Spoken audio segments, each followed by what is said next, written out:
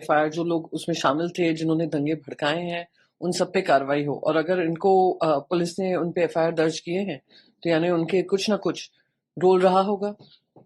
कोई छोटी पार्टी तो है नहीं है वीएचपी और बजरंग दल, और उनका इतिहास सबको भी पता है कि उनको भारतीय जनता पार्टी उनका इस्तेमाल करती है, उनको आगे रखकर ऐसे विवाद खड़े करती है, ऐसी हिंसा करती है और फिर उनपे दो चार केस दर्ज कर देती है।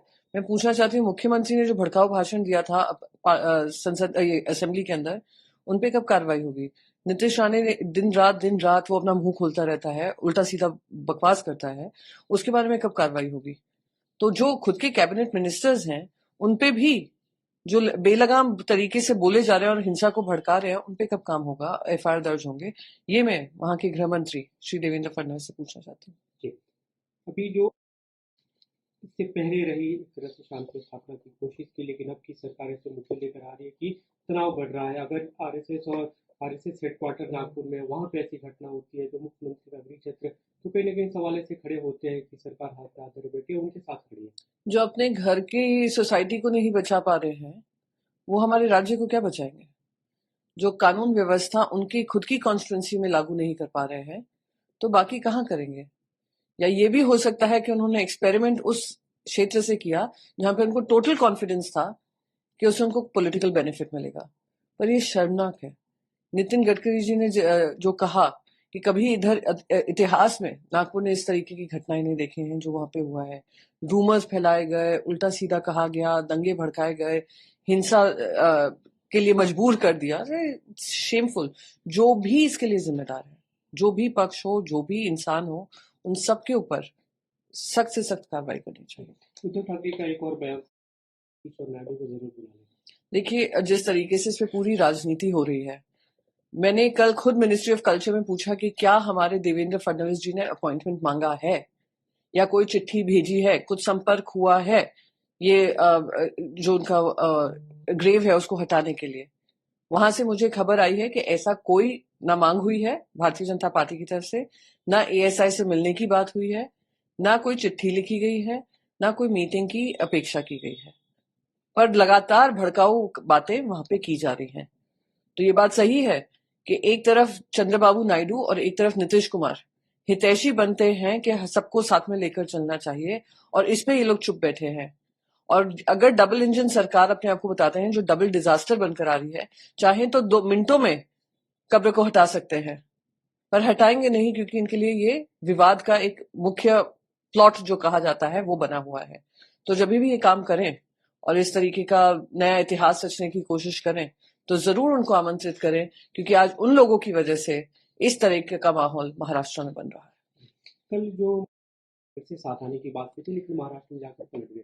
आप जरा उनकी अगर क्लिप देखेंगे ना, आपको ये लगेगा कि पहले उनका थोड़ा मेंटल हेल्थ चेकअप होना चाहिए।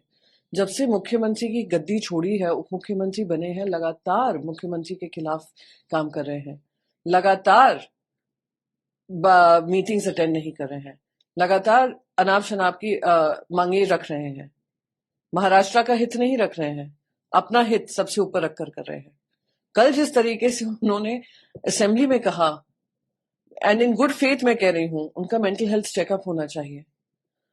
और जो जो उन्होंने बयानबाजी की है, उनकी मेंटल हेल्थ क्योंकि स्टेबल नहीं है, उन्होंने अपने मन की मनगढ़ंत कहानियां बताई हैं और उन्होंने कहा है, तो इसमें मैं क्या जवाब दूं?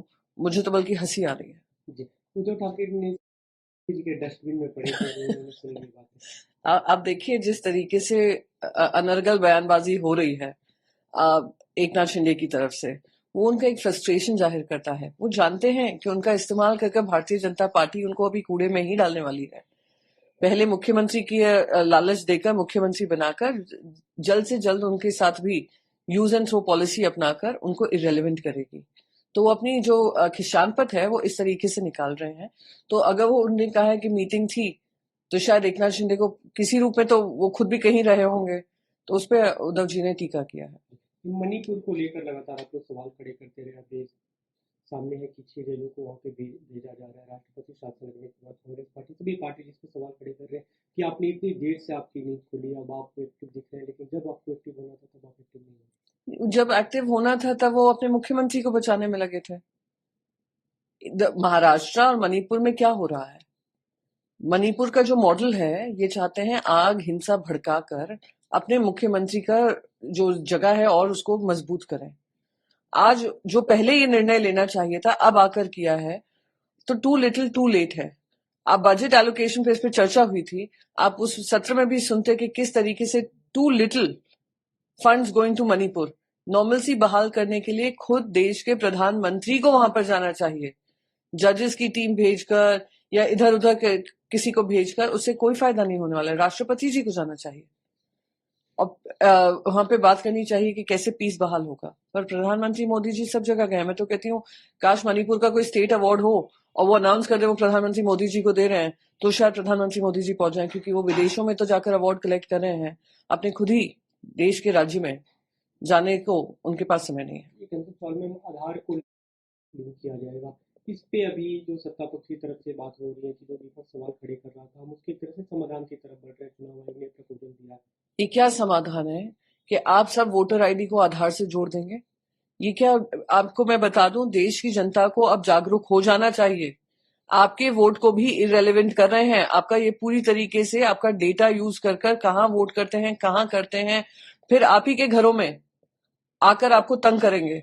ये आज विपक्ष के नेताओं को ईडीआईटी सीबीआई का धौंस देते हैं, कल आपके घरों में घुस कर अगर आप उनका समर्थन नहीं करोगे, फालतू के एफआईआर दर्ज करेंगे।